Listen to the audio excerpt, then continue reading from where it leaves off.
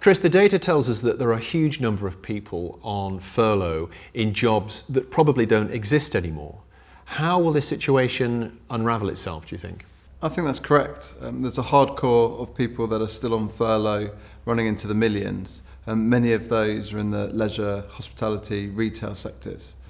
And the furlough is going to end and sort of taper down towards the end of September.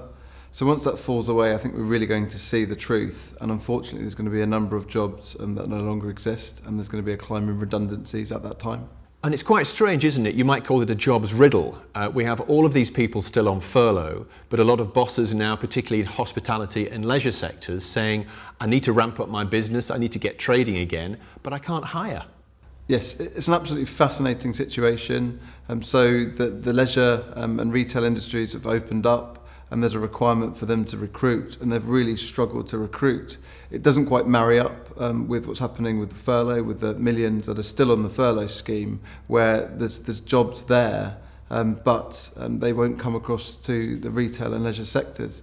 I don't think that it's going to unwind properly until the furlough scheme ends, and that will force people to take these jobs where there's the availability in these sectors that we're talking about.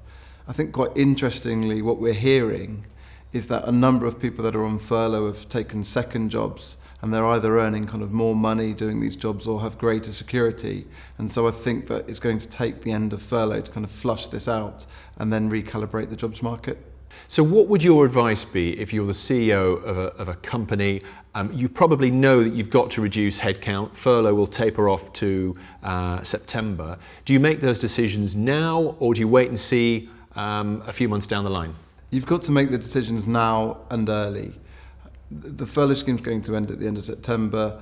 We don't believe that it's going to be extended due to the success of the vaccine rollout. So really, what business owners need to do is take advice from their current advisors or Quantimer, and then look at what their cash flow forecasts predict on a variety of different bases. If they need to make redundancies, there's a cost to making those redundancies, and they might need to make those redundancies earlier rather than later. I guess the added complexity for some of these companies, they are in hospitality, they're in leisure, they're going to trade through summer, and how well they do sometimes depends on simply if the sun is shining or not. Yes, indeed. Many have seasonal business models, and they'll have their busy period throughout the summer.